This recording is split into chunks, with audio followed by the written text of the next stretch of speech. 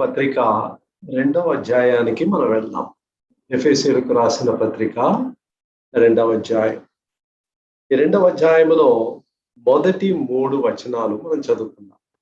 ఎఫెసీయులకు రాసిన పత్రిక 2వ అధ్యాయము మొదటి 3 వచనాలు మనం చదువుకుందాం. మీ అపరాధముల చేతను పాపముల చేతను మీరు చచ్చిన వారై ఉండగా ఆయన మిమ్మును క్రీస్తుతో కూడా బ్రతికించను. మీరు వాటిని చేయుచు వాయుమండల సంబంధమైన అధిపతిని అనగా అవిధేయులైన వారిని ఇప్పుడు ప్రేరేపించు శక్తికి అధిపతిని అనుసరించి ఈ ప్రపంచ ధర్మము చొప్పున మునుపు నడుచుకొంటిరి. వారితో కలిసి మనమందరమును శరీరము యొక్కయు మనస్సు యొక్కయు కోరికలను నెరవేర్చుకొనుచు మన శరీరాశలను అనుసరించి మునుపు ప్రవర్తించుచు కడమ వారి వలనే స్వభావ సిద్ధముగా దైవోగ్రతకు పాత్రులమై ఉంటిమి. ప్రేమలిగిన ప్రభువా, ఈ యొక్క సమయాన్ని మాకందరికీ దీవెనకరంగా చేయండి. పరిశుద్ధాత్మ దేవుడు తానే మా యొక్క మనోనేత్రములు వెలిగించి మీలో ఉన్న ఈ యొక్క గొప్ప వాక్యపు మర్మాలు మేము అర్థం చేసుకోవటానికి, అన్వయించుకోవటానికి, తద్వారా మా జీవితాలు మార్చబడులాగన మీరే సహాయం చేయమని యేసు ప్రభు నామమున వేడుకొనుచున్నాము తండ్రి, ఆమేన్. మునుపటి పట్టణంలో యేసు ప్రభు యొక్క శక్తిని గురించి మనం చాలా ధ్యానించాం. అంటే ఆయన యొక్క శక్తి ఎంత గొప్పది, మృతులలో నుండి ఆయనను లేపిన ఆ యొక్క శక్తి, రిజరక్షన్ పవర్. ఈ యొక్క పునరుద్ధాన శక్తిని గురించి అంత చక్కగా వివరించి సంఘానికి ఆయన్ని శిరస్సుగా ప్రభు నియమించాడు, సమస్త అధికారాన్ని ఆయనకు అనుగ్రహించాడు అని చెప్పిన తర్వాత 2వ అధ్యాయంలో మొదటి వచనములో మీ అపరాధముల చేతను పాపముల చేతను మీరు చచ్చిన వారై ఉండగా అనే మాటలతో ప్రారంభిస్తున్నాడు. మొదటి ఈ 3 వచనాల్లో ఎఫెసులో ఉన్న విశ్వాసుల యొక్క వెనుక చరిత్ర, అంటే క్రీస్తును కలుసుకోక ముందు వారి యొక్క జీవిత విధానం ఎలాగుంది, ఎలాంటి బానిసత్వంలో ఉన్నారు, ఎలాంటి శాప గ్రాహ్యులుగా శాపం యొక్క ఆ యొక్క ఆధీనం క్రింద వారు ఎలాగున్నారో వారి యొక్క స్థితిని వివరిస్తున్నాడు. ఇక్కడేమన్నాడు, మీ అపరాధముల చేతను పాపముల చేతను మనం అవిధేయులమైన పిల్లలము అని 2వ వచనంలో ఉంది. ఈ అవిధేయత ఏంటి? What is sin? Sin is basically disobedience. పాపము అంటే అది ప్రాథమికంగా అవిధేయత. అయితే బైబిల్లో 3 పదాలు వాడబడింది. నేను ఒక్కసారి దేవునికి అవిధేయుడనై ఏదన్నా చేశానంటే దేవునికి విరోధంగా 3 విధాలుగా నేను తప్పు చేస్తున్నాను. 3 విధాలుగా. అది ఏ 3 విధాలు? 3 మాటలు ఉన్నాయి ఇక్కడ. ఒకటి ఏంటంటే అపరాధము, రెండవది పాపము, మూడవది దోషము లేకపోతే దుర్నీతి. ఈ పాపము, అపరాధము, దోషము, ఈ మాటలు మనం క్లుప్తంగా చూద్దాం. మొట్టమొదటిగా ఈ యొక్క అపరాధము అనే మాట, ఈ మాట యొక్క అర్థం ఏంటి? ట్రాన్స్గ్రెషన్, పేష అంటారు. పేష అనే పదానికి అర్థం ఏంటంటే గీత దాటుట. గీత దాటుట. రన్నింగ్ రేస్ లో మీరు చూస్తే ఆ క్రీడాకారులు వాళ్ళు దాంట్లో పరిగెత్తుతారు. వాళ్ళకి అసైన్ చేసిన ఆ ట్రాక్ లోనే పరిగెత్తాలి. వాళ్ళు ఎక్కడైనా కానీ లైన్ క్రాస్ చేశారంటే వాళ్ళు ఎంత వేగంగా పరిగెత్తి ముందు వెళ్ళినా ఆ లైన్ క్రాస్ చేసిన కారణాన వారు డిస్క్వాలిఫై అయిపోతారు, అనర్హులు అయిపోతారు. ఎప్పుడైతే మనం దేవునికి విరోధంగా ఒక పని చేస్తామో, ఒక ఆలోచన మనకు కలిగి ఉంటామో, మనం ఏం చేస్తున్నామంటే గీత దాటుతున్నాం. ట్రాన్స్గ్రెషన్, పేష. దీన్నే అపరాధము, అతిక్రమము అనే మాట కూడా ఉంది. అంటే క్రమాన్ని మనం అధిగమించుతున్నాం. ఆ క్రమానికి విరోధంగా అతిక్రమము, పేష. 2వ మాట ఏంటంటే ఇనిక్విటీ. దీన్ని దోషము, దుర్నీతి అనే మాటతో మనం చూస్తున్నాం. ఈ దుర్నీతి అంటే అర్థం ఏంటి? దోషం అంటే అర్థం ఏంటి?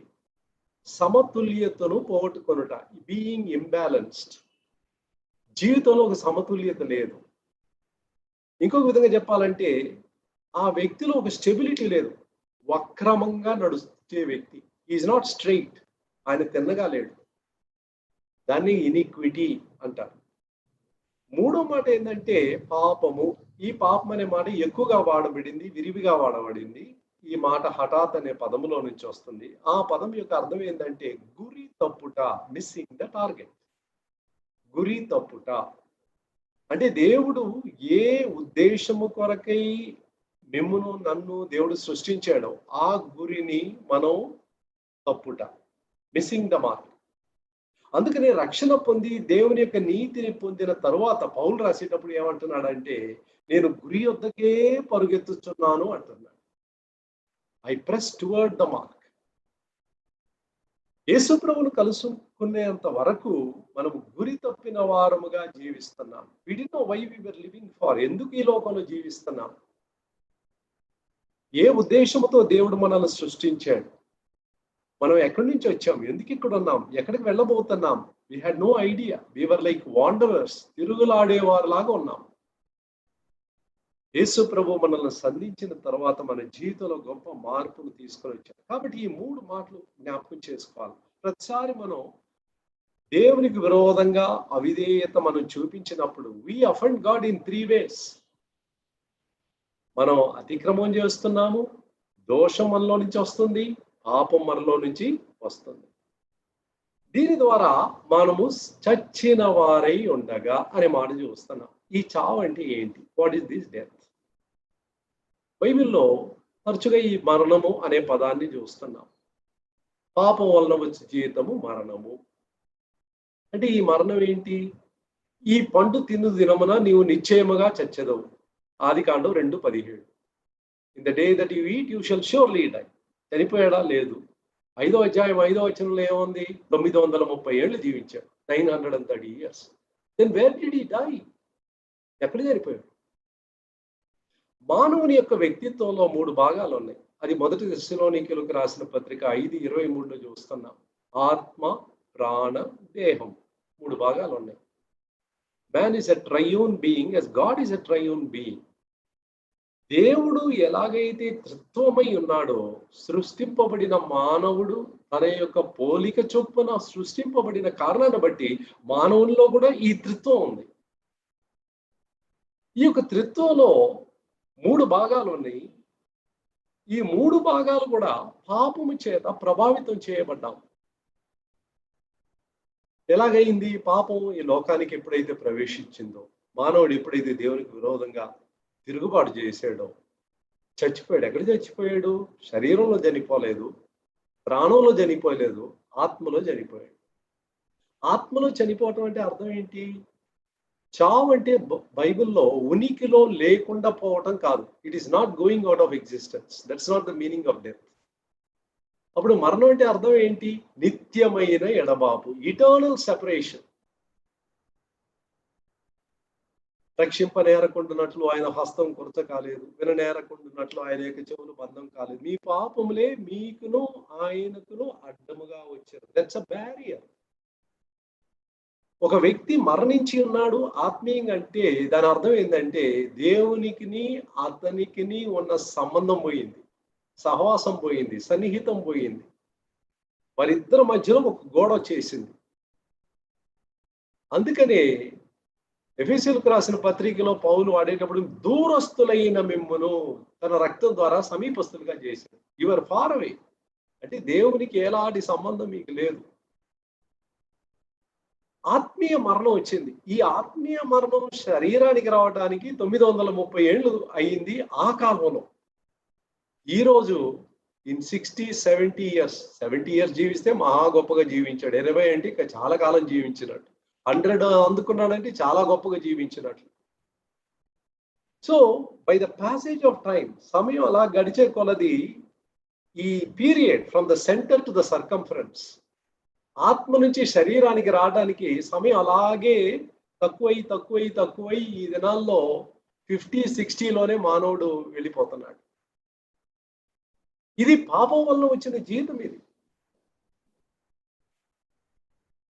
రోమా 6:23 ఏముంది? పాపము వలన వచ్చు జీతం మరణం ఉంది. వచ్చు అనే మాట ఫ్యూచరిస్టిక్ లాగా తెలుగులో సౌండింగ్ అలాగుంది ఆ ఉచ్చారణ. But it's not so. ఇంగ్లీష్లో చూస్తే కేజేబీలో the wages of sin is death. Simple present tense. అంటే అర్థం ఏంటి? దేవుడు లేని, క్రీస్తు లేని, మారు మనస్సు లేని, క్రీస్తుకు వేరుగా ఉండే వ్యక్తి ఇప్పుడు ప్రస్తుతము మరణ అవస్థలో ఉన్నాడు. Is in a state of death. Is in a state of separation. దేవుని నుంచి వేరైపోయిన పరిస్థితిలో ఉన్నాడు. ఇందువలన జరిగిన గొప్ప ఆపద ఏంటంటే తన ప్రాణానికి అంధకారం వచ్చేసింది. Darkness has come in to the soul. ఎక్కడైతే వెలుగుండాలో ఆ యొక్క ప్రాణంలోని మానవుడు చేసేది తన యొక్క ఉద్రేకాలు, తన యొక్క తీర్మానం తీసుకునేది, తన యొక్క చిత్తం అంటాం, వొల్యూషన్ అంటారు, ఇవన్నీ కూడా డార్క్ అండ్ అయిపోయింది. అంటే అయోమయంగా చేస్తున్నాడు. తన తలంపుల్లో తనకు ఒక క్లారిటీ లేదు. ఏం చేయాలి, ఎక్కడికి పోవాలి, ఏం తెలియలేదు. ఎఫెసీయులకు రాసిన పత్రిక, ఇదే పత్రికలో 4వ అధ్యాయములో మనం చూసినట్లయితే 18th verse చూడండి. వారైతే అంధత్వమైన మనస్సు గలవారై తమ హృదయ కాఠిన్యము వలన తమలోనున్న అజ్ఞానము చేత దేవుని వలన కలుగు జీవములో నుండి వేరుపరచబడిన వారై, alienated from the life of God, తమ మనసులకు కలిగిన వ్యర్థత అనుసరించి నడుచుకొనుచున్నారు. There is vanity and darkness in the mind because there is death in the spirit. దేవుని యొక్క జీవములో నుండి వేరుపరచబడిన వారై, alienated from the life of God. That is the lostness of a sinner. ఒక పతనమైపోయిన మానవుని యొక్క దుస్థితి, తనలో జీవం లేదు. కాబట్టి అంధకారం వచ్చేసింది, మైండ్లో అంధకారం వచ్చేసింది. ఆ అంధకారాన్ని ఉండి ఏమైపోయిందంటే అంధకారాన్ని ప్రేమించడం మొదలుపెట్టాడు. అంధకార వ్యక్తులుగా మారిపోయాడు. ఎఫెసీయులకు రాసిన పత్రిక 5వ అధ్యాయము 8వ వచనములో మీరు చూస్తే, మీరు పూర్వమందు చీకటి అయి ఉంటిరి, చీకటిలో ఉంటిరి అనే దానికన్నా ఇప్పుడు ఇంకొక డిగ్రీ పైకి వెళ్ళి యువర్ డార్క్నెస్ అంటున్నాడు. మీరే చీకటి అంటున్నాడు. వెలుగుకు మీకు ఎలాంటి సంబంధం లేదు. In darkness. అందుకనే మానవుడు తనకు ఆలోచన ఎట్టబుడితే అట్లా చేస్తా ఉన్నాడు. ఈ లోకంలో కలిగిన మతాలు కానీ, ఫిలాసఫీస్, తత్వాలు కానీ, according to the dark and understanding of man, మానవుని యొక్క అంధకారముతో నిండిన మనసు ద్వారా ఎప్పుడైతే ఈ యొక్క ప్రాణంలోనికి ఈ యొక్క అంధకారం వచ్చేసిందో, defilement came in to the body, శరీరములోనికి మాలిన్యం వచ్చేసింది. శరీరేచ్ఛలో ఈ శరీరాన్ని పట్టుకున్నది. Because the body is the work area for sin. పాపం ఎక్కడ క్రియాపూర్వకం దాల్చుందంటే శరీరంలో. ఎందుకంటే ఇప్పుడు ఆత్మ, ప్రాణము, దేహంలో ఈ యొక్క ఆత్మ నిర్జీవంగా మారిపోయింది, దేవుడి నుంచి వేరైపోయింది. అందుకని అక్కడ మరణం ఉంది. ప్రాణంలో ఇప్పుడు అంధకారం వచ్చేసింది. ఇప్పుడు శరీరం ఏం చేస్తుంది? మానవుడిని ఏలుబడి చేస్తుంది. అంటే ఎలాగుండాలా? ఇది ఒరిజినల్ ప్లాన్ ఏ ప్రకారం, దేవుని యొక్క ఆ యొక్క ప్రథమ ప్రణాళిక ప్రకారం, ఏదైనా తోటలో ఆయన ఆశించిన ప్రణాళిక ఏంటంటే ఆత్మ నాయకుడిగా ఉండాలి. ఆ నాయకత్వం క్రింద ప్రాణం వెలుగు కలిగి జీవించాలి. ఆ వెలుగు కలిగి జీవించే ప్రాణం శరీరాన్ని ఏలుబడి చేయాలి. ఇది ఒక ఇంట్లో కంపేర్ చేస్తే ముగ్గురితో కంపేర్ చేయొచ్చు. Master, mistress and maid. ఒక ఇంట్లో యజమానుడు ఉన్నాడు, యజమానుని భార్య ఉన్నారు, ఇంట్లో పని మనుషులు, మాస్టర్, మిస్ట్రెస్ అండ్ మెయిడ్, ముగ్గురు ఉంటారు. దీన్ని ఆత్మ, ప్రాణ, దేహం అని మీ మనసులో ట్రై టు విజువలైజ్. ఒక ఇల్లు నార్మల్గా ఉండాలా అంటే ఒక నార్మల్ హోమ్ ఎలాగ ఉండాలి? యజమానులాగా ప్రవర్తించాలి. ఆయన యొక్క కోరికలు, వాంఛలు అమ్మగారితో పంచుకొని వారిద్దరూ కలిసి, అమ్మగారు ఏం చేస్తారు? తన భర్త యొక్క విషెస్, వారిద్దరు కలిసి తీసుకునే తీర్మానాలు అన్నిటిని కూడా ఎగ్జిక్యూట్ చేయడానికి పని మనిషితో చెప్తుంది. That will be a normal family. అయితే ఈ పరిస్థితి ఆలోచన చేయండి. అయ్యగారికి ఏదో రోగం పట్టింది, ఆయన మంచాన పడ్డాడు, తనకు తాను సహాయం చేసుకోలేని నిస్సహాయ అవస్థ ఏర్పడింది. ఆ దినాల్లో పని మనిషి దొరకడం చాలా కష్టం. ఈ పని మనిషి అన్ని చూస్తుంది ఇంట్లో. ఇంటి యజమానుడు బలహీనుడైపోయాడు, మంచంలో ఉన్నాడు, ఆయనకి ఎవరైనా తిండి తినిపిస్తేనే తినగలుగుతాడు, ఏమీ చేయలేడు. ఎప్పుడైతే ఇది కనిపెట్టిందో, ఇప్పుడు ఈ పని మనిషి సడన్‌గా ఏమవుతుందంటే సాలరీ ఎక్కువ అడుగుతుంది. తనకు బాగా తెలుసు పని మనుషులు దొరకరని. వీళ్ళకి పని మనిషి లేకుండా వీళ్ళు ముందుకెళ్ళలేరని కూడా బాగా తెలుసు. వీరి యొక్క వీక్‌నెస్‌ని ఎక్స్‌ప్లాయిట్ చేస్తుంది. తనకు సాధకంగా మార్చుకుంటుంది. సరేనని ఒప్పుకుంటున్నారు. ఒప్పుకున్న తర్వాత మెల్లగా ఆ యొక్క పని మనిషి డిక్టేట్ చేయటం మొదలుపెడుతుంది. ఏమనంటే, నేను రేపు ఉదయం బ్రేక్‌ఫాస్ట్ ఇదే నేను చేయబోతున్నాను. ఆఫ్టర్‌నూన్ ఇదే నేను చేస్తాను. She decides. మార్కెట్‌కి పోయేది తాను, కొనుక్కొని వచ్చేది తాను. తాను ఏ మెనూ చెప్తే ఆ మెనూ వీళ్ళు తిని తీరాలి. ఎందుకంటే అమ్మగారు బయటికెళ్ళదు. అయ్యగారు మంచంలో ఉంటారు. వీళ్ళకి పని మనిషి తప్పకుండా కావాలి. She takes the leadership. Try to imagine this situation. పని మనిషి కింద ఇప్పుడు అమ్మగారు ఉన్నారు. అమ్మగారి కింద అయ్యగారు ఉన్నారు. This is the picture of a sinner today. ఒక పాపి యొక్క దుస్థితిని మనం వివరించాలంటే this is the abnormal condition. మరి ఈలాంటి కుటుంబం బాగుపడాలంటే there should be a reversal of roles. ఏ యజమానుడైతే ఆయన ఏమి చేయలేని నిస్సహాయ స్థితిలో పడకలో పడి ఉన్నాడో, ఆయనను నూతన జీవముతో లేపి, నూతన బలాన్ని అనుగ్రహించి, మరలా తన యొక్క ఫార్మర్ లీడర్‌షిప్‌కి ఆయన రావాలి. ఎప్పుడైతే ఆయన తన ఫార్మర్ లీడర్‌షిప్, ఆయన ముందున్న నాయకత్వానికి ఆయన వచ్చేస్తాడో, things will fall in line. వెంటనే సమస్తం కూడా ఒక క్రమ పద్ధతిలోనికి అన్నీ వచ్చేస్తాయి. కాబట్టి the key to the healing of a man, ఒక వ్యక్తిని బాగు చేయటానికి దేవుడు ఎక్కడ ప్రారంభిస్తాడంటే శరీరంలో ప్రారంభించడు, ప్రాణంలో ప్రారంభించడు. ఈ directly goes to the spirit. ఆ యొక్క ఆత్మకు జీవం ఇస్తున్నాడు. అందుకని చచ్చిన వారై మీరు ఉండగా ఆయన మిమ్మల్ని క్రీస్తుతో కూడా బ్రతికించెను అనే మాట చూస్తాం. What man needs is not religion but regeneration. ఒక మానవునికి కావాల్సింది మతం కాదు, క్రైస్తవ్యము అనే మతం కాదు. అతనికి కావాల్సింది జీవం, అంటే దేవుని యొక్క జీవం, గాడ్స్ ఓన్ లైఫ్. మానవునికి 3 భాగాలు అని చెప్పాను. ఈ 3 భాగాలకు కూడా 3 రకాలైన జీవాలు ఉన్నాయి. The kinds of life. Greek లో శారీరక జీవానికి బయోస్ అంటారు. ఈ బయోస్ అనే మాటలో నుంచి బయాలజీ, బయోగ్రఫీ ఆ మాటలు వస్తాయి. ఈ ప్రాణములో మానసిక జీవానికి సూకే అంటారు. ఆ సూకే నుంచే సైకియాట్రీ, సైకాలజీ అనే పదాలు బయటకు వచ్చాయి. ఈ ఆత్మలో ఉండే జీవానికి నిత్య జీవము, జీవము, పరిపూర్ణ జీవం అని యోహాను సువార్తలో కనీసం 40 సార్లు చదువుతున్నాం ఆ 21 అధ్యాయాల్లో. ఈ జీవము అనే మాట it is the life, it is divine life, దైవిక జీవము. ఈ దైవిక జీవము ఎప్పుడైతే మానవుల్లోనికి వస్తుందో, అంతరాత్మలోకి వస్తుందో, ఈ బికమ్స్ అలైవ్ అగైన్.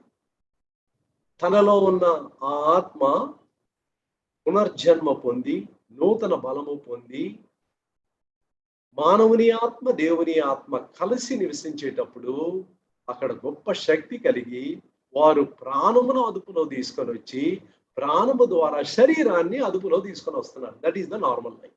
ఇప్పుడు శరీరం మనకు బానిసగా మారిపోతుంది. ప్రాణం ద్వారా సరి అయిన ఆలోచనలు ఆలోచించగలుగుతున్నాం. ఎందుకు? ప్రాణంలో జీవం వచ్చింది, జీవం ద్వారా వెలుగు వచ్చింది. ఆయనలో జీవం ఉండెను, యోహాను 1:4. ఆ జీవము మనుషులకు వెలుగై ఉండెను. Life brings light. చూశారండి? ఈ అద్భుతాన్ని దేవుడు చేయాలి. అయితే ఇక్కడ ఒక చిన్న మాట ఉంది. I don't want to miss all the scriptural tools. అందుకని ఒక మాటకి వెళ్తున్నాం. అక్కడ ఏం చూస్తున్నాం? ఆయన మిమ్మల్ని క్రీస్తుతో బ్రతికించెను. క్రీస్తుతో అనే మాట చాలా ఇంపార్టెంట్. క్రీస్తుతో, క్వికెండ్ యూ టుగెదర్ విత్ క్రైస్ట్. ఇదే పదజాలాన్ని 5వ వచనంలో ఆఖరిలో మనం చూస్తున్నాం. తన మహాప్రేమ చేత మనలను క్రీస్తుతో కూడా బ్రతికించారు. యేసు ప్రభువు మానవాళి కొరకు చనిపోయినప్పుడు దేర్ ఆర్ 2 ఆస్పెక్ట్స్. 2 కోణాల్లో నుంచి సిలువను మనం చూడాలి. మొదటి కోణంలో నుంచి చూస్తే ది యాంగిల్ ఆఫ్ సబ్స్టిట్యూషన్. నా కొరకు చనిపోయాడు. 2 కొరింథీ 5:21 పాపం ఎరుగని ఆయన నా కొరకు పాపముగా చేయబడ్డాడు. గలతీ 3:13 ఆయన నా కొరకు శాపగ్రాహి అయి. 1 కొరింథీ 15:3 నా పాపముల కొరకు ఆయన చనిపోయాడు. 2 కొరింథీ 8:9 ఆయన నా కొరకై దరిద్రుడయ్యాడు. 2 ఫిలిప్పీలకు రాసిన పత్రిక 2:7 ఆయన నా కొరకు రిక్తుడిగా తను తాను చేసుకున్నాడు. All this happens outside me. నాకు వెలుపల, నా కొరకు, నాకు బదులుగా, నా స్థానంలో ఆయన శాపంగా మారాడు, పాపంగా చేయబడ్డాడు, రిక్తునిగా చేయబడ్డాడు, దరిద్రుడిగా చేయబడ్డాడు. This is called substitutionary aspect of the cross. సిలువ యొక్క ప్రత్యామ్నాయం, నాకు బదులుగా దేవుడు చేసిన విషయాలు. This is objective work. Objective అంటే నాకు వెలుపల చేశాడు ఆయన. But this is only half the truth. ఈ సత్యంలో ఇది సగమే. ఇంకొక సత్యం ఏంటంటే, సగం ఏంటంటే, క్రీస్తు సిలువలో చనిపోయినప్పుడు ఆయనతో కూడా నేను కూడా చనిపోయాను. That is identification aspect. అనేకులు ఈ సెకండ్ యాంగిల్ను వాళ్ళు ఆలోచన చేయరు. మన విజయవంతమైన జీవితము ఈ సెకండ్ ఆస్పెక్ట్ లో ఉంది, చాలా ప్రాముఖ్యమైంది. రోమీయులకు రాసిన పత్రిక 6వ అధ్యాయము 6వ వచనములో మనం చూసినట్లయితే ఆయనతో కూడా సిలువ వేయబడ్డాము. రోమీయులకు రాసిన పత్రిక 6వ అధ్యాయం 8వ వచనములో చూసినట్లయితే ఆయనతో కూడా మరణించాము. రోమా 6:4 చూస్తే ఆయనతో కూడా పాతి పెట్టబడ్డాము. ఎఫెసీ 2:1, 2:5 చూసినట్లయితే ఆయనతో బ్రతికింపబడ్డాము. తర్వాత ఏం చూస్తున్నాము? ఎఫెసీలకు రాసిన పత్రిక 2వ అధ్యాయము ఇక్కడ చూసినప్పుడు ఆయనతో కూడా మనలను లేపి 2:7 ఉంది. Was raised together with him. తర్వాత ఎఫెసీ 4:8 మనం చూసినప్పుడు ఆయనతో కూడా మనం ఆరోహణమై. తర్వాత ఆఖరిలో 2:7 చూస్తున్నాము ఆయనతో కూడా కూర్చుండబెట్టెను. నేను చాలా స్టేజెస్ చాలా త్వరగా చెప్పేసాను మీకు. మరలా ఒకసారి మీరు దాన్ని కొంచెం రివ్యూ చేసుకోండి. ఐడెంటిఫికేషన్ ఆస్పెక్ట్, ఆయనతో ఏకీభవించిన ఒక వాస్తవం. ఇది మానవ రీత్యా నాకు ఎక్స్ప్లెయిన్ చేయడం కష్టం, మీకు అండర్స్టాండింగ్ అవడం కూడా కష్టం. ఎందుకంటే సింపుల్ థింగ్ ఏంటంటే, ఆయన ఎప్పుడో చనిపోయాడు. నేను పాలస్తీనా దేశంలో లేను, ఆయన నేను చూడలేదు కళ్ళారా, నేను శారీరకంగా ఉనికిలో లేను. Then how can I be identified with him? ఆయనతో కూడా ఎలాగ ఆ విధంగా ఏకత్వము కలిగి ఉండగలుగుతాను? This a biblical truth. ఆది ఆదాం పాపం చేశాడు, ఆ పాపం ఇప్పుడు నా మీద రుద్దబడుతుంది. ఆదాం ఎవరు నాకు తెలియదు, ఆ ఏదైనా తోట ఎక్కడుందో నాకు తెలియదు. But still I become a partaker of his sins. ఆయన చేసిన పాపాల ద్వారా దానికి వారసుడిగా నేను మారిపోయాను. Now what God is doing, దేవుడు మన జీవితంలో చేసే అద్భుతం ఏంటంటే, ఆ యొక్క ప్రాచీన ఆదాములో నుంచి మనల్ని ఊడబెరికి he wants to attach us to the latter Adam. కడవరి ఆదాముతో మనల్ని అటాచ్ చేస్తున్నాడు. అటాచ్ చేయటం ద్వారా ఈ కడవరి ఆదాం ఏదైతే చేశాడో ఆ యొక్క సుగుణాలు, పుణ్యాలన్నీ నాకు వస్తుంది. It's all because of association. ప్రాచీన ఆదాముతో నాకున్న ఐక్యతను బట్టి ఆ శాపం అంతా నాకు వచ్చింది. నేను కూడా అవిధేయుడుగా నా శాపాలు నాకున్నాయి. నన్ను ప్రభు ఇక్కడి నుంచి, ఆ మరణములో నుంచి నన్ను బయటికి తీసుకొని క్రీస్తులో వచ్చాను. Salvation is nothing but relocation. మునుపటి ఉన్న ప్రదేశంలో నుంచి దేవుడు నన్ను తీసుకొని ఈ నూతన ప్రదేశంలో పెట్టాడు. క్రీస్తు అనే వ్యక్తిలో నన్ను పెట్టాడు. కాబట్టి ఆయనతో కూడా సిలువ వేయబడ్డాను, ఆయనతో కూడా మరణించాను, ఆయనతో కూడా పాతిపెట్టబడ్డాను, ఆయనతో కూడా బ్రతికింపబడ్డాను, ఆయనతో కూడా లేపబడ్డాను, ఆయనతో కూడా ఆరోహణమయ్యాను, ఆయనతో కూడా కూర్చుండబెట్టును కాదు పెట్టెను. చాలా జాగ్రత్తగా చూడండి, ఎఫెసీ 2:7 ఆయనతో కూడా కూర్చుండబెట్టెను. It's a past accomplished fact. నిజంగా ఈ సత్యం కానీ మన సబ్ కాన్షియస్ మైండ్కి లోతుగా వెళ్ళిపోయింది అనుకోండి, what is my spiritual position today? మీ ఆత్మీయ స్థానం ఏంటి? We are already seated in the third heaven with Christ. భౌతికంగా ఈ భూమిలో ఉన్నాం అంతే. My spiritual position, my physical position.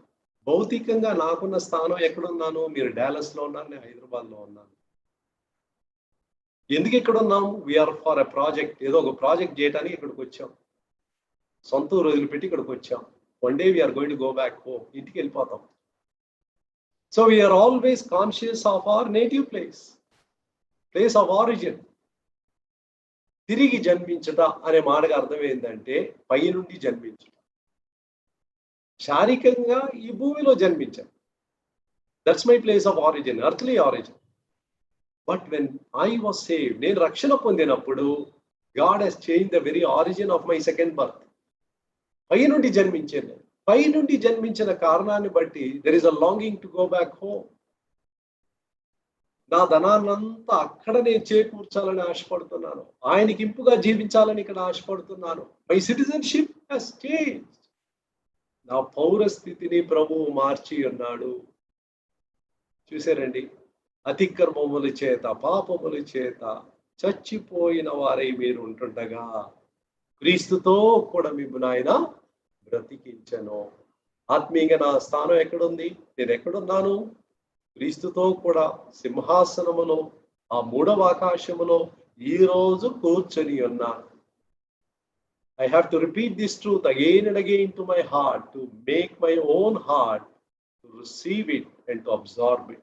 ఈ సత్యాన్ని నేను గ్రహించి నా మనసులో ఆనందించడానికి ఈ సత్యానికి నేను స్థలం ఇవ్వాలి. ఎందుకంటే we are filled with so many lies. దుష్టుని యొక్క అబద్ధాల చేత మనం నింపబడ్డాం కాబట్టి this looks so unreasonable. But God is declaring this. ఆయనతో కూడా బ్రతికించాడంట. ఇక్కడ పౌలు 2-3 వచనాల్లో వారి యొక్క ప్రాచీన శక్తిని ఇంకా కొంచెం కంటిన్యూ చేసి చాలా వివరంగా చెప్తున్నాడు. మీరు చచ్చిన వారు మాత్రమే కాదు, 2వ వచనంలో మీరు వాటిని చేయించు వాయుమండల సంబంధమైన అధిపతిని, prince of the power of the air. ఇదెవరు? సాతాను. సాతానికి ఇవ్వబడిన అనేక పేర్లలో ఇది ఒక పేరు. వాయుమండల సంబంధమైన అధిపతి. యోహాను సువార్తలో 3 సార్లు ప్రభు 12, 30, 31, 14, 30, 16, 11 3 సార్లు ప్రభు లోకాధిపతి అని పిలిచాడు. ప్రిన్స్ ఆఫ్ ద వరల్డ్ అన్నాడు ఆయన. ఇక్కడ వాయుమండల సంబంధమైన అధిపతి అని చూస్తున్నాం. పౌలు 2 కొరింథీ 4:4లో ఈ యుగ సంబంధమైన దేవత అన్నాడు. ఇదే శత్రువును యోహాను 10:10లో ఒక దొంగ అంటున్నాడు ప్రభు. ఈ విధంగా ఇతనికి చాలా పేర్లు ఉన్నాయి. సాతాను, అపవాది, శోధకుడు, ఎన్నో పేర్లు ఉన్నాయి. ఇక్కడ ఏ పేరు చూస్తున్నాము? వాయుమండల సంబంధమైన అధిపతి. అంటే అర్థం ఏంటి? నా పైన ఉన్న ఈ యొక్క పరలోకం అంటాం, లేకపోతే హెవెన్, స్పేస్ అంటాం. ఈ స్పేస్ లో 3 హెవెన్స్, 3 ఆకాశాలు నాకు ఉంది. అందుకనే ఆకాశ మహాకాశములు పట్టజాలని ప్రభువా అని మనం అంటూ ఉంటాం. ఆకాశ మహాకాశం, 3 ఆకాశాలు ఉన్నాయి. మొదటి ఆకాశం స్పేస్ అంటాము. 3వ ఆకాశం ప్రభు ఉండే స్థలం అంటాము. What about the second heaven? అనేక పండితులు నమ్మేది ఏంటంటే ఈ యొక్క స్థలాల్లో, హై ప్లేసెస్ లో శత్రువు అక్కడి నుంచి ఆపరేట్ చేస్తున్నాడు. తన యొక్క ఫోర్స్ అందరినీ డిప్లాయ్ చేసి పెట్టాడు లోకం అంతా. ఏ పట్టణంలో ఎవరెవరు పనిచేయాలని అక్కడి నుంచి కంట్రోల్ చేస్తా ఉన్నారు. ఈ కార్పొరేట్ ఆఫీసెస్ లో back end office, front end office అని ఒకటి ఉంటుంది. బ్యాక్ ఎండ్ ఆఫీస్ ఎక్కడో ఉన్నారు, మనకు కనబడదు. ఫ్రంట్ ఎండ్ ఆఫీస్ మాత్రమే మన బిజినెస్ జరుగుతూ ఉంటుంది. అయితే వీళ్ళకు వచ్చే పవర్, రిసోర్సెస్, ఐడియాస్, స్ట్రాటజీస్ అంతా ఈ బ్యాక్ ఎండ్ ఆఫీస్ లో నుంచి వస్తూ ఉంటుంది వాళ్ళకి.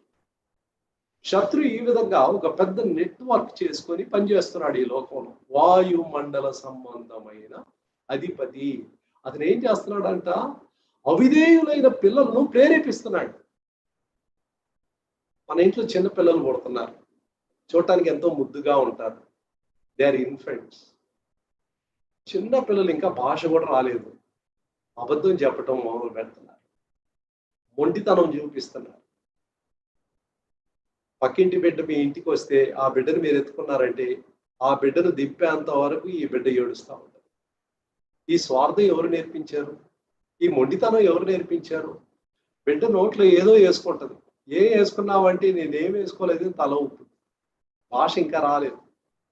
మనం అక్షరాలు గణితము నేర్పించక ముందే ఎవరో ఒకరు అబద్ధాలు నేర్పించేసారు. ఎవరో ఒకరు ఈ మొండితనం నేర్పించేశారు. స్వార్థం అనేది నేర్పించారు. ఎవరు ఇవన్నీ నేర్పించాల్సిన అక్కర్లేదు. వీరిని ప్రేరేపించి ఒక దురాత్మ వాయుమండల సంబంధమైన అధిపతి పనిచేస్తున్నాడు. We need to recognise that. అందుకని మనము ఎంత త్వరగా వీలైతే మన పిల్లలను ప్రభు యొక్క రక్షణలోనికి మనం ఆకర్షించుకోవాలి. సత్య సువార్తను చెప్పి వారికి అర్థమయ్యే రీతిలో చాలా చిన్న మాటలతో వారు నశించిన పరిస్థితిని వారికి ఎక్స్ప్లెయిన్ చేసి ప్రభు చెంతకు ఆకర్షించి వారిని నడిపించే బాధ్యత మొట్టమొదటిగా తల్లిదండ్రుల మీద ఉంది. They are the first Bible teachers for any child. దాని తర్వాతే సండే స్కూల్ టీచర్స్, మిగతా వాళ్ళందరూ.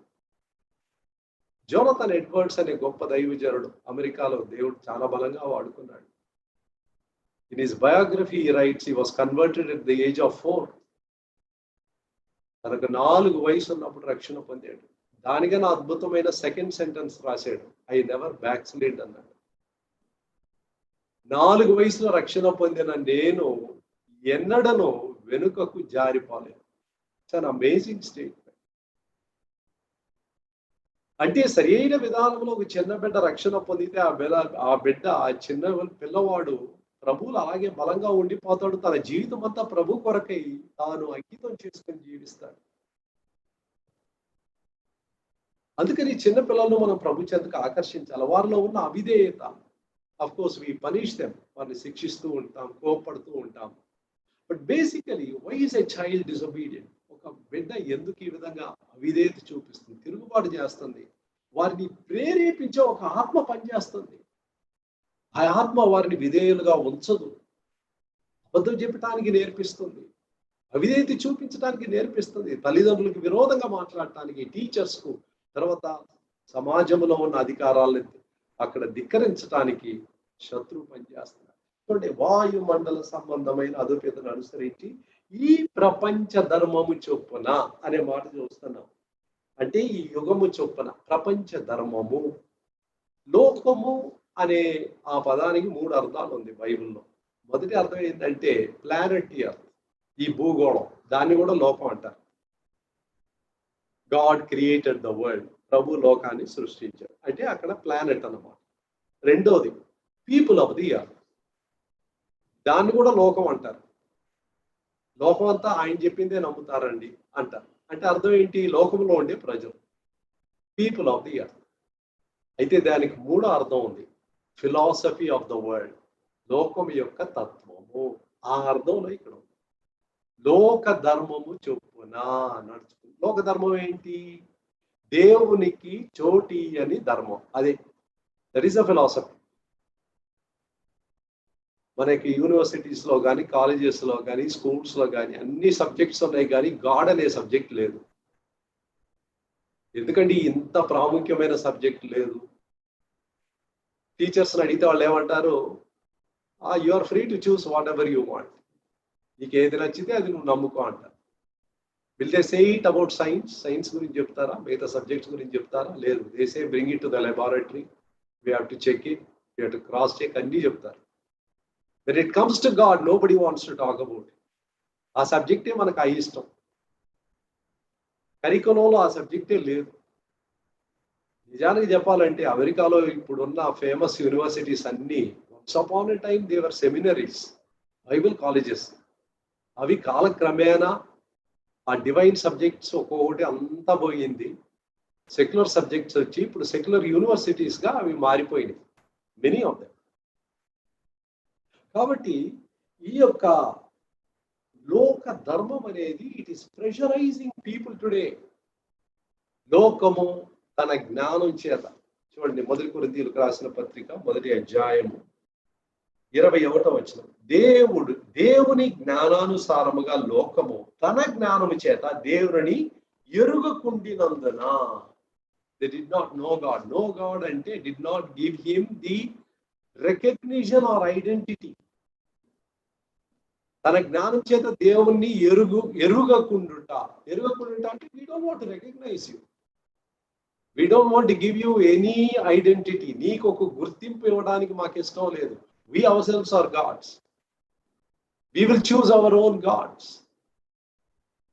ఇదండి లోక ధర్మం. ఈ యొక్క దురాత్మ లోపంలో నుంచి పనిచేస్తుంది. ఈ దురాత్మ లోకంలో ఉండే మనుషుల ద్వారా పనిచేస్తుంది. మూడవ అటాక్ ఎక్కడి నుంచి వస్తుందో చూడండి. ఎఫెసీయులకు రాసిన పత్రిక 2వ అధ్యాయం 3వ వచనం. వారితో కలిసి మనమందరమును శరీరము యొక్కయు మనస్సు యొక్కయు కోరికలను నెరవేర్చుకొనుచు మన శరీరాశలను అనుసరించి మునుపు ప్రవర్తించుచు కడమ వారి వలనే స్వభావ సిద్ధంగా దైవోగ్రతకు పాత్రులమై ఉంటుంది. వి వర్ చిల్డ్రన్ ఆఫ్ రాత్. దైవోగ్రతకు పాత్రలు. ఎందుకు? శరీరేచ్ఛ. A human being outside Christ is constantly under attack. 3 శక్తులు ఒక వ్యక్తి మీద అక్కడ ప్రభావితం చేస్తుంది. ఒకటి శరీరేచ్ఛం, తనలో ఉండే దురాత్మ శక్తులు. శరీరేచ్ఛం, ఈ శరీరం పాపమునకు లోనైన శరీరం, నన్ను పాపం చేయటానికి లాగుతుంది. నా అవయవములో ఉన్న పాప నియమము అని రోమా 7వ అధ్యాయంలో అనేక సార్లు పౌలు రాస్తున్నాడు. ఇది ఇంటర్నల్ ప్రాబ్లం. తర్వాత ఎక్స్టర్నల్ ప్రాబ్లం ఏంటంటే ప్రపంచ ధర్మం. It is trying to squeeze me, pressurize me. నేను ప్రభు కొరకు జీవించాలి, దేవుని మార్గంలో నడవాలి. Society is not at all conducive. నా చుట్టూ ఉండే సమాజాలు దీనికి ఏ విషయంలో కూడా నాకు తోడ్పడదు. They laugh at me. నన్ను చూసి నవ్వుతున్నారు. దేవుని చిత్తం అంటే వాళ్ళకి ఏంటో తెలియదు, దేవుని స్వరం అంటే వాళ్ళకి తెలియదు, పాపం అంటే నవ్వుతారు వాళ్ళు. So the world around me. మూడోది అదృశ్యంగా పనిచేసే దురాత్మ శక్తులు, ద డిమానిక్ ఫోర్సెస్, దురాత్మల సమూహము. దీన్ని గమనం చేయటానికి వాయుమండల సంబంధమైన అధిపతి. So this is all an organized network అన్నమాట. ఈ నెట్వర్క్ లో మనం ఇరుక్కున్నాం. But praise God, God intervened in our situation. ఇలాంటి నిస్సహాయ బానిసత్వపు అవస్థలో, ఈ పరిస్థితిలో దేవుడు జోక్యం కలిగించుకున్నాడు. ఈ entered in to our life. మన జీవితంలో తానే వెతుక్కుంటూ వచ్చాడు. మనం వెతకలేదు, ఆయన వెతుక్కుంటూ వచ్చాడు. ఆయనే మనల్ని ఏర్పరచుకున్నాడు. ఆయనే మొదట మనల్ని ప్రేమించాడు. కాబట్టి దేవుని కృప ద్వారా ఆయన మంచితనము మనల్ని మారు మనసు పొందినట్లు ప్రేరేపించింది. రోమా 2:4 చూస్తున్నాం. Goodness of God led you to repentance. ఈ మారు మనసు ఎలాగొచ్చింది? దేవుని యొక్క మంచితనం. ఎవరు మీ జీవితాల్లో వాడుకున్నారో నాకు తెలియదు. ఎవరినో ఒకరినో వాడుకుని ఉంటారు. Somebody took interest in you. దేవుని ప్రేమ చేత నడిపింపబడి, ప్రేరేపింపబడి మిమ్మల్ని వెతుక్కుంటూ వచ్చి, తమ్ముడా చెల్లి, నువ్వు యేసు ప్రభువుని నమ్ముకోవాలి, ఇదే రక్షణ మార్గం, లేకపోతే మనకు భవిష్యత్తు లేదు. ఎంతో ప్రేమతో మనల్ని హెచ్చరించి మన కొరకు ప్రార్థన చేసి యేసు ప్రభువును అంగీకరించడానికి అనేకులను దేవుడు మన జీవితంలో వాడుకున్నాడు. దేవునికి స్తోత్రాలు అలాంటి వారిని బట్టి. కాబట్టి ఇలాంటి పూర్వ దుస్థితిలో నుంచి, చచ్చిన స్థితిలో నుంచి, దైవోగ్రతకు పాత్రులమైన మన స్థితిలో నుంచి అవిధేయులైన పిల్లలుగా ఉన్న మనలను క్రీస్తుతో కూడా దేవుడు బ్రతికించాడు. Now we are on resurrection ground. పునరుద్ధాన భూమిలోకి వచ్చేసాం. We have come into a new life. చూడండి, ఇప్పుడు 4వ వచనములో అయినను అనే మాట ఉంది. That's a turning point. But God, but God. ఇంత భయంకరమైన పరిస్థితుల్లో ఇరుక్కుపోయిన నీ జీవితాన్ని, నా జీవితాన్ని దేవుడు ఏం చేశాడు? అనేక సార్లు అనేకులు అంటారు, ఇన్ని కష్టాలు ఉన్నాయి, ఇన్ని శ్రమలు ఈ లోకంలో ఉంది, ఇంత పేదరికం ఉంది, దేవుడు కళ్ళు ఉన్నాయి, ఆ కళ్ళుంటే ఏదైనా చేయగలుగుతాడు కదా, ఏం చేస్తున్నాడని. The cross is the answer. సిలువ వైపు చూచినప్పుడు what God did is so plain. దేవుడు మానవాళ్ళ కొరకు ఏం చేశాడు? ఆయన మౌనంగా ఉండలేదు. తన మహాప్రేమ చేత నశించిన మానవుని, తిరుగుబాటు చేసిన మానవుని వెతుక్కుంటూ ఆయనే వచ్చాడు. శరీరధారిగా వచ్చాడు, మన కొరకు చనిపోయాడు. కాబట్టి 4వ వచనం చూద్దాం. అయినను దేవుడు కరుణా సంపన్నుడై ఉండి మనము మన అపరాధముల చేత చచ్చిన వారమై ఉండినప్పుడు సైతము మన ఎడలు చూపిన తన మహాప్రేమ చేత మనలను క్రీస్తుతో కూడా బ్రతికించను. కృప చేత మీరు రక్షింపబడి. దేవుని కృప, కృప, కనికరం అనే మాటలు మనం తరచుగా బైబిల్లో చదువుతూ ఉంటాం. కనికరం అంటే ఏంటి? నేను దేనికి అర్హుడనో అది దేవుడు నాకు ఇవ్వకపోవడం. అదే కనికరం. What I deserve God does not give. నరకానికి, ఉగ్రతకు, శిక్షకు నేను పాత్రుడను. దేవుడు నాకు అది ఇవ్వలేదు. ఆ శిక్ష అంతా తీసుకొని ఎవరి మీద వేసాడు? పాపం మెరుగని యేసు ప్రభువు మీద వేశాడు. ఆ ఉగ్రతనంతా ఎవరికి చూపించాడు? నాకు చూపించాలా. But there was someone who absorbed that wrath. ఆ కోపాన్ని, ఉగ్రతను పొందిన మరి ఒక వ్యక్తి, ఏ పాపము చేయని ఆ వ్యక్తి ఆ ఉగ్రతను ఆయన పొందాడు.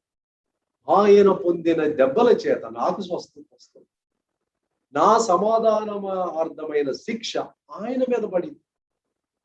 శిక్ష ఆయనకు వచ్చింది, సమాధానం నాకు వచ్చింది. చూసారా దేవుని ప్రేమ ఎంత గొప్పది.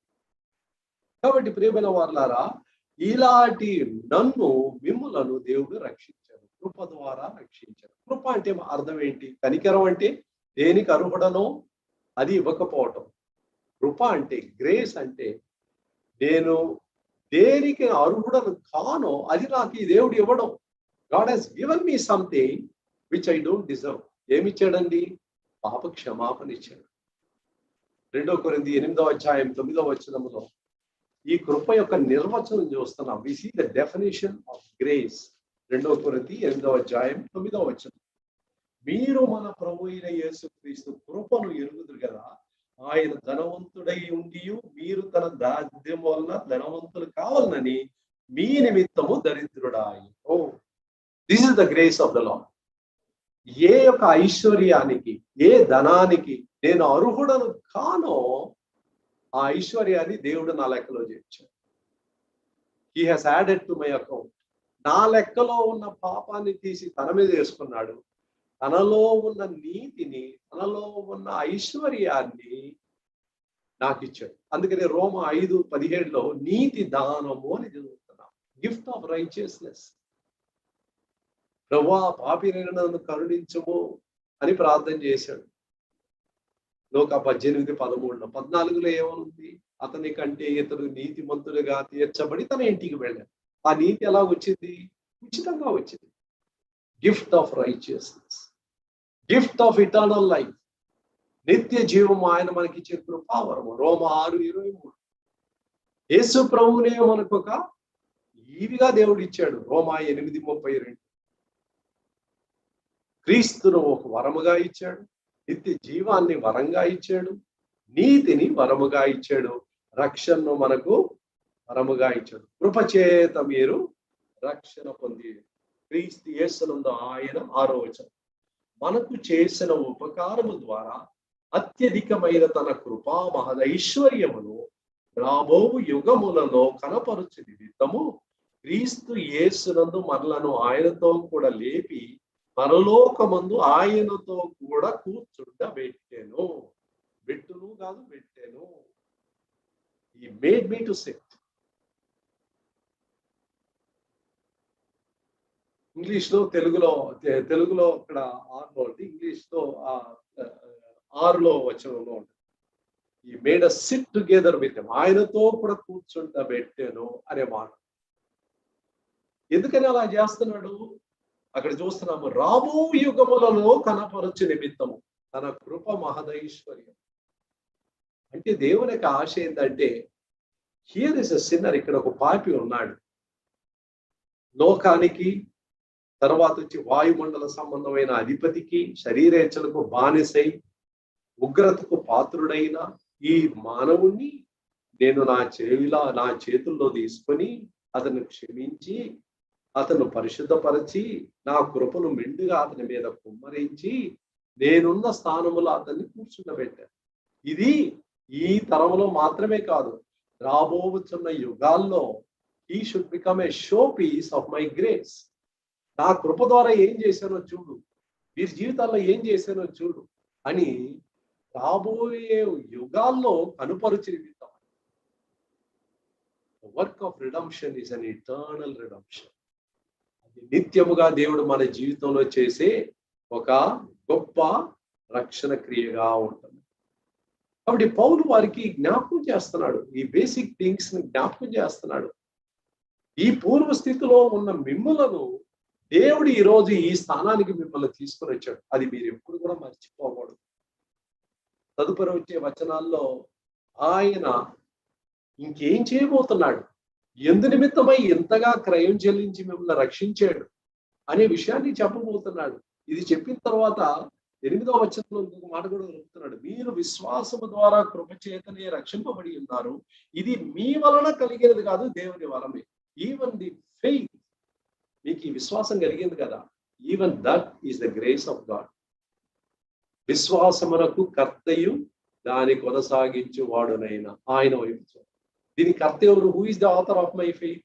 ఈ విశ్వాసాన్ని నా హృదయంలో పుట్టించింది ఎవరు? It's all God. ఎవరు నన్ను వెతుక్కుంటూ వచ్చారు? It's all God. So it's all greats.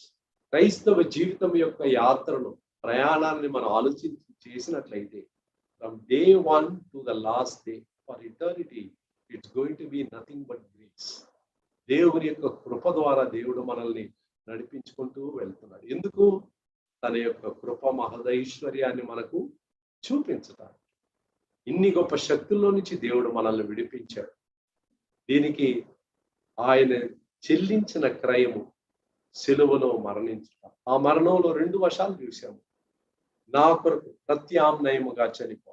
రెండోది, ఆయనతో కూడా నన్ను ఏకీభవించుకొని, ఆయనతో కూడా ఐక్యపరచుకొని, ఆయన యొక్క సుగుణాలన్నీ నా జీవితంలో రావటానికి నన్ను ఆయనతో ఐక్యపరచుకున్నాను. So when we go before the Lord's table, ఈ ప్రభు యొక్క బల దగ్గరికి వచ్చినప్పుడు, ప్రభువా ఈ రోజు నేను ఏమై ఉన్నానో it's because of the cross.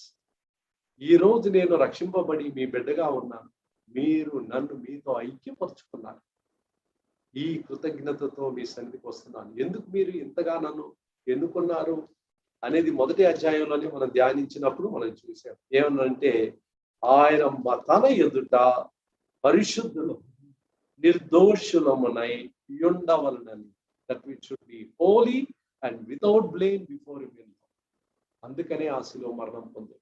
ఇలాంటి తలంపులతో, సిద్ధపాటుతో ప్రభు వలలో మనం పాలు పంపులు పొందుదాం. Thank you so much, Anna. Wonderful word. God has